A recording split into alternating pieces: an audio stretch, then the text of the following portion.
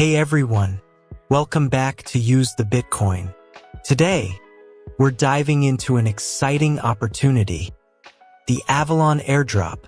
If you're looking to earn potential rewards through Avalon's new Quest system, you're in the right place. To get started, visit the Avalon Quest platform and create an account using your email.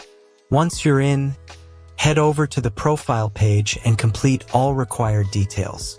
Then go to the Quest section where you'll find all the available tasks. Next, you'll need to connect your social accounts and wallet. Link your X account, connect your Discord,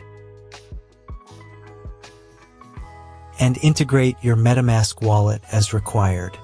Follow the specific instructions for each quest and make sure to complete them correctly. Once that's done, don't forget to check the overview page to start collecting your daily check-in rewards. Keep coming back regularly since new quests will be added over time. Don't miss the daily check-ins, as they provide an easy way to accumulate extra points. If you previously participated in Avalon's old Quest platform, using the same email ensures you receive your bonus points. Keep your profile updated to stay eligible for rewards, and follow Avalon's social channels to stay informed about new quests and updates. That's everything you need to know about the Avalon Airdrop.